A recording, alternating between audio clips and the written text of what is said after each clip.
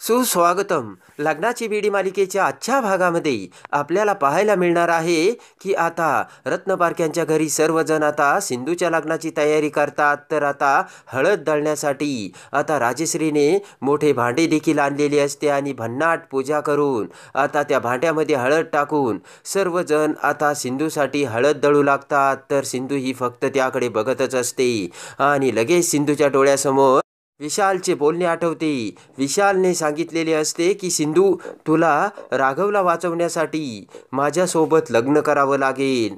इकडे आता सिंधू विचार करते की विशालच्या शब्दावरती विश्वास ठेवून मी जर त्याच्याशी लग्न केलं आणि उद्या जर त्याने त्याचा शब्द पाळला नाही तर तर सिंधू म्हणते मी खूप मोठी चूक तर करत नाही ना, असे आता सिंधू विचार करते. सिंधू विचार करते की आता काय करायचं आणि राघवला कसं सोडवायचं. इकडे आता काकूसुद्धा हळद दळताना राजश्री आणि त्यांना बघत असते. तेव्हा काकू म्हणते की घरात जर एखादं मंगल कार्य असलं की राघवचा उत्साह द्विगुणित व्हायचा. काकू म्हणते की राघवला घरातलीही कामे करायची आणि बाहेरचीही कामे करायची, या धावपळीत तो अगदी व्यस्त असायचा. आणि लगेच रेश्मा म्हणते की खरंच काकू, सिंधूच्या लग्नात राघव भाऊजी हवे होते.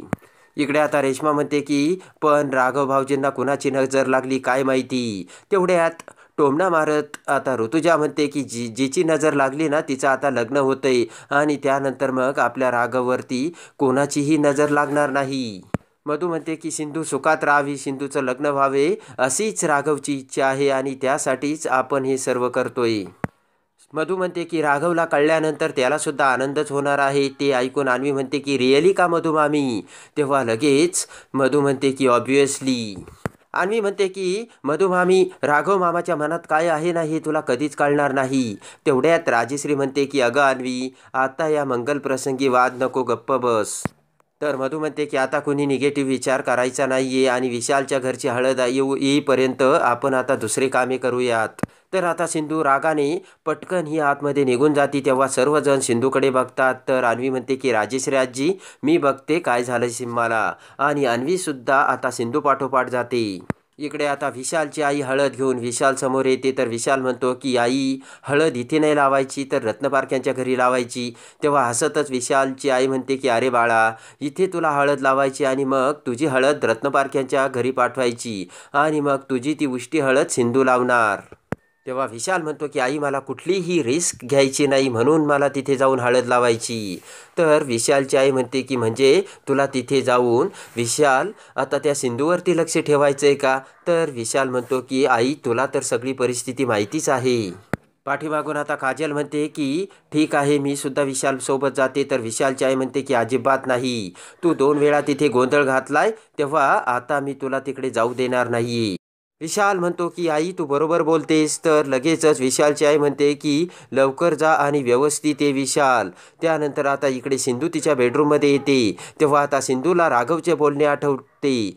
राघव हा सिंधूला म्हटलेला असतो की सिंधू, तुला जर मला व्यवस्थित बघायचं असेल तर तू हे लग्न करू नकोस.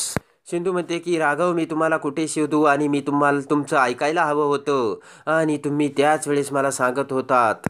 मी जर तुमचं ऐकलं असतं तर तुम्ही पुरावा शोधायला गेलाच नसता आणि मग तुम्हाला गोळी लागलीच नसती, असा आता सिंधू विचार करते. त्यानंतर आता सिंधू ही राघवचा फोटो हातात घेते आणि म्हणते की आता मला काय करावं तेच काही कळत नाही. डोळ्यातून पाणी गाळत आता सिंधू देवाकडे राघव जिथे कुठे असेल त्याच्यासाठी प्रार्थना करते. सिंधू विचार करते की राघव, मी तुमच्यासाठी विशालसोबत लग्न करायला होकार दिला तेव्हा प्लीज मला समजून घ्या. आणि तेवढ्यात दरवाजात अन्वी येऊन सिंधूला राघवचा फोटो हातात घेतल्याचे बघते. तेव्हा अन्वी विचार करते की मला हॉस्पिटलमध्येच डाऊट आला होता आणि या सिम्माच्या मनात चाललंय तरी काय. तर अन्वी सिंधूकडे बघत विचार करते की सिम्माला मी एवढं रडताना कधीच बघितलं नव्हतं, तेव्हा नक्कीच मी हे शोधून काढणार. इकडे आता ताबडतोब आयुषला मेसेज करत अन्वीने लिहिलेले असते की आयुष, ताबडतोब घरी ये, एक खूप महत्त्वाचं काम आहे. तर आता इकडे काजल ही विशालकडे येते आणि म्हणते की विशाल, खरंच तू सिंधूच्या प्रेमात पडला की काय. विशाल म्हणतो की अगं काजल, तुझं डोकं बिकं फिरलं काय, मी सिंधूच्या प्रेमात पडेन असं तुला वाटतं तरी कसं. मग तू त्या सिंधूसोबत लग्न करण्याचा हट्ट का करतोय असे काजल विशालला बोलते. तेव्हा विशाल म्हणतो की मला त्या राघव रत्नपारखेला हरवायचंय. काजल म्हणते मग तू त्या राघवची शिक्षा सिंधूला का देतोयस. तर विशाल म्हणतो तुला त्या जादूगाराची गोष्ट माहिती आहे ना. तर लगेच काजल म्हणते कुठली गोष्ट. तेव्हा विशाल म्हणतो की एका जादूगाराला किती वेळा जरी मारलं ना तरी तो पुन्हा जिवंत होत असतो. का माहिती आहे का? कारण त्याचा जीव एका पोपटात असतो. तसंच आपल्याकडे जादूगर कोण आहे माहिती आहे का? तो राघव. आणि त्याचा तो पोपट आहे सिंधू. म्हणून तुला आता कळलं का मला सिंधूसोबत लग्न का करायचंय ते. त्यानंतर आता सिंधू ही हळद लावण्यासाठी साडी घालून तयार झालेली असते आणि सर्वांच्या समोर येते. पटकन आता राजेश्री ही सिंधूला आता हळद लावण्यासाठी बसवते आणि म्हणते की सिंधू तू खूप सुंदर दिसतेस, तुला कुणाची दृष्ट नको लागायला. असे म्हणत राजेश्री आता सिंधूची दृष्ट काढते. तेवढ्यात दरवाजातून विशाल हा पांढरा करकरीत शर्ट घालून तिथे येतो आणि म्हणतो येऊ का. तेव्हा सर्वजण विशालला बघतात आणि सर्वांना मोठा धक्का बसतो.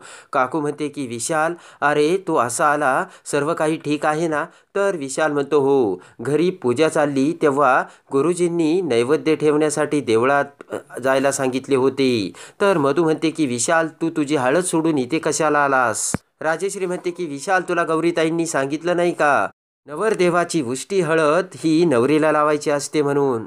विशाल म्हणतो की हो मला आईंनी सांगितलं, पण आमच्या घरी इनमीन 3 माणसे आणि तुमची जॉईंट फॅमिली आहे आणि मला तुमची जॉईंट फॅमिली खूप आवडते. म्हणून मी ठरवलं इथून पुढचे सगळे कार्यक्रम एकत्रच करायचे.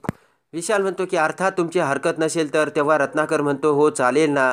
तर काकू म्हणते की छान कल्पना आहे. आणि लगेच काकू ही विशालला आता सिंधूच्या बाजूला बसावयास बोलते. तर खुश होऊन आनंदात विशाल हा आता सिंधू शेजारी बसतो. त्यानंतर आता लगेच राजेश्री ही सिंधूचं औक्षण करते. त्यानंतर आता राजेश्री आणि अन्वी ही सिंधूला मंडोळ्या बांधतात. तर मधू ही विशालला मंडोळ्या बांधते. त्यानंतर आता सिंधू विशालकडे बघत विचार करते की एकत्र विधी करणं हा फक्त एक निमित्त आहे. इकडे हा विशाल माझ्यावरती लक्ष ठेवायला आलाय हे आता सिंधूच्या लक्षात आलेले असते.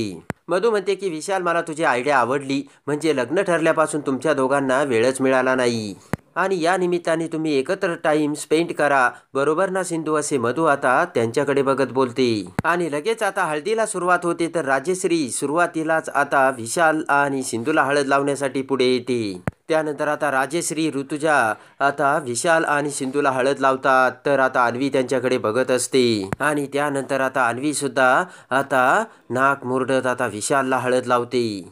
तर आता सिंधूचं काही लक्ष नसतं. तेव्हा आता इकडे विशाल हा हळूच सिंधूला म्हणतो की माझी होणारी बायको आणि तिकडे किती लक्ष देशील, आता आपल्या फ्युचरकडे सुद्धा लक्ष द्या.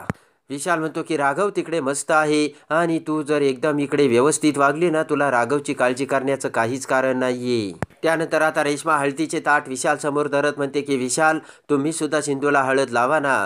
तर आता विशाल हा सिंधूकडे बघत हसतो आणि लगेचच सिंधूला हळद लावू लागतो. तर आता हळद घेऊन विशाल हा सिंधूला हळद लावणार तोच दरवाजातून थांबा असे म्हणत आयुष तिथे आलेला असतो. तेव्हा सर्वजण आता आयुषकडे बघतात आणि लगेचच पुढे येत आयुष म्हणतो की हे लग्न होऊ शकत नाही. तेव्हा आता सर्वांना मोठा धक्का बसलेला असतो आणि अवाक होऊन आता सर्व रत्नपारखी विशालसोबत आयुषकडे बघत असतात. आणि आता हे सर्व आता अन्वीच्या डोळ्यासमोर येऊन ताबडतोब अन्वी आता सिंधूकडे येते. आणि आता अन्वीने ते बघितलेले एक स्वप्न असते. तेव्हा लगेच अन्वी आता सिंधूच्या खांद्यावर हात ठेवते आणि म्हणते की सिम्मा काय झालंय. अन्वी म्हणते की सिम्मा व्हॉट हॅपन, काय घडलंय. आणि मला हॉस्पिटलमध्ये असतानाच डाऊट आला होता. अन्वी म्हणते की मी तुला तिथं विचारलं सुद्धा होतं सिम्मा, पण तू तिथे सांगितलं नाही कारण तिथे सर्वजण होते, पण आता इथे कुणीच नाहीये. तेव्हा प्लीज मला सांग सिम्मा. तर आता सिंधू रडू लागते पण सिंधू काहीही बोलत नसते. तेव्हा अन्वी म्हणते की ओके सिम्मा, काय झालं हे सांगण्यासाठी मी तुला फोर्स करणार नाही, पण I am telling one thing, मी कायम तुझ्यासोबत आहे सिम्मा. आणि लगेच आता अन्वी तिचे मान खाली घालून तेथून जाऊ लागते. तेवढ्यात सिंधू पाठीमागून अन्वीचा हात धरते आणि म्हणते की अन्वी माझी मदत करशील का. तर अन्वी म्हणते की हो. तर सिंधू म्हणते की राघवला शोधायचंय. तेव्हा ते ऐकून अन्वीला मोठा धक्का बसतो. अन्वी म्हणते की सिम्मा तू हे काय बोलतेस, तूच सांगितलं होतं ना राघव मामाला तू दुसरीकडे शिफ्ट केलंय म्हणून. तर सिंधू म्हणते की नाही. तेव्हा लगेचच अन्वीच्या लक्षात येते आणि डोक्याला हात लावत अन्वी म्हणते की ओ गॉड, म्हणजे राघव मामाला कोणीतरी किडनॅप केलं की काय. तर सिंधू म्हणते हो. तेव्हा आता सिंधू अन्वीला सर्व हकीकत सांगते आणि आता काजलने कसा तो व्हिडिओ आता सिंधूला पाठवला आणि सांगितले की आता राघवला वाचवणं सिंधू फक्त आणि फक्त तुझ्या हातात आहे. आणि जर का तू पोलिसांना हे सांगितलं तर राघव तुला पुन्हा कधीच जिवंत बघायला मिळणार नाही, हे आता काजलने सिंधूला सांगितल्याची सिंधू आता अन्वीला सांगते. आणि आता विशालने सांगितलेले असते की सिंधू, हा सर्व प्रकार जर तू रत्नपारख्यांना घरी सांगितला तर आपला राघव जिवंत राहणार नाही. हे विशालचे सुद्धा सगळे बोलणे आता सिंधू अन्वीला सांगते. तर आता लगेचच अन्वी डोक्याला हात लावत म्हणते की हो, मला माहिती आहे की हे सर्व प्लान तो राक्षसच करू शकतो. तेव्हा आता अन्वी म्हणते की पण तुझ्याकडे काही प्लान आहे का सिम्मा आता? तर सिंधू म्हणते हो आहे. आणि लगेच सिंधू तिचा प्लान आता अन्वीला सांगते. तेव्हा अन्वी म्हणते की पण आर यू शुअर का सिम्मा? तर सिंधू म्हणते की आता आपल्याकडे दुसरा कोणताच पर्याय नाही आहे अन्वी. तर आता अन्वी म्हणते की आपल्याकडे काही पुरावा आहे का याचा? तेव्हा सिंधू म्हणते हो आहे ना. तर लगेच सिंधू राघवचा फोन आता अन्वी समोर धरते आणि म्हणते की मी राघवचा सहजच फोन बघत होते, त्यामध्ये मला हा मॅरेज रजिस्ट्रेशनचा पुरावा सापडला आहे. आणि लगेचच तो फोटो बघत आता लगेच अन्वी म्हणते की ओ माय गॉड, ही अश्विनी म्हणजे विशालची वाईफ आहे? तर सिंधू म्हणते हो. तर अन्वी म्हणते की जेव्हा आम्ही विशालच्या विरोधात प्रूफ शोधण्यासाठी त्याच्या घरी गेलो होतो तेव्हा आम्हाला तिथे असाच फोटो सापडला होता सिम्मा. पण अन्वी म्हणते की त्यावेळेस शाईने त्या बाईचा चेहरा हा झाकलेला होता. तर आता इकडे सिंधू ही अन्वीला बोलते की अन्वी, विशालला असं वाटत असेल की आपल्याकडे त्याचा एकही पुरावा नाही, पण असं नाहीये. सिंधू म्हणते की पण आता आपल्याला हे करावंच लागेल, कारण आता कोणताही मार्ग आपल्याकडे उरलेला नाहीये आणि अश्विनी कोण आहे ना, हे आता अन्वी आपल्याला शोधून काढावेच लागेल, असे आता सिंधू अन्वीला बोलते. तर आता अन्वी लगेच सिंधूला म्हणते की सिम्मा, तुझ्यासाठी आणि राघवसाठी आता मला म्हणजे आपल्याला हे करावंच लागेल. तर लगेचच सिंधू म्हणते की राघवसाठी हे करावंच लागेल. आणि त्यानंतर आता अन्वी आणि सिंधू एक भयानक डाव खेळतात आणि त्या प्लाननुसार आता अन्वीने ते मॅरेज रजिस्ट्रेशनचा फोटो आता आयुषच्या मोबाईलवर पाठवलेला असतो आणि भर हळदीमध्ये आता आयुषला तो फोटो घेऊन पाठवलेले असते. तेव्हा इकडे दरवाजात आता आयुष येताच हे लग्न होणार नाही असे म्हणताच सर्वजण आता आयुषकडे बघू लागतात. तर रत्नाकर म्हणतो की अरे आयुष, तू हे काय बोलतोयस? तर आता लगेच आयुष त्याचा मोबाईल काढतो आणि त्याच्या मोबाईलमधील तो मॅरेज सर्टिफिकेटचा विशालचा आता तो फोटो आयुष हा सर्वांना दाखवतो. आयुष म्हणतो की हे बघा मॅरेज सर्टिफिकेट आणि ही मॅरेज रजिस्ट्रेशन नोंद.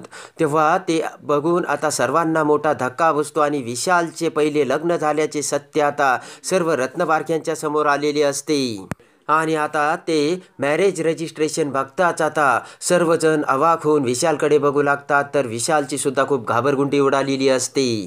तर आयुष म्हणतो की या विशालचं ऑलरेडी एक लग्न झालंय तरी सुद्धा तो सिंधू मामीशी लग्न करतोय.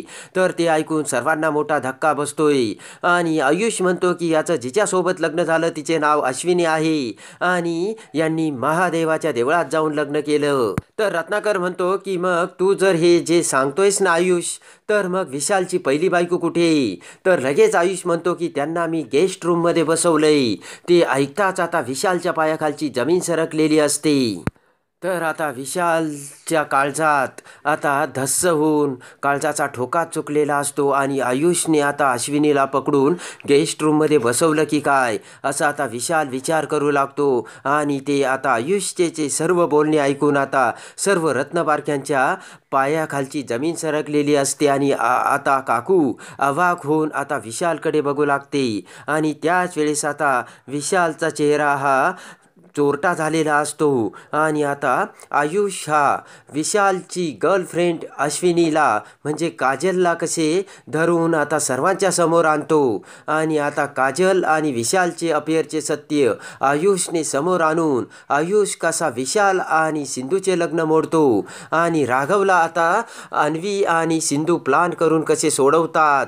आणि जेव्हा राघव हा आता घरी येतो तेव्हा आता एकमेकांच्या प्रेमाने राघव आणि सिंधू पुन्हा कसे आपलेसे होतात हे बघण्यासाठी आणि लग्नाची बीडी मालिकेच्या डेली अपडेटसाठी बेल नोटिफिकेशनवर क्लिक करून आपल्या चॅनलला लाईक करा, सबस्क्राईब करा.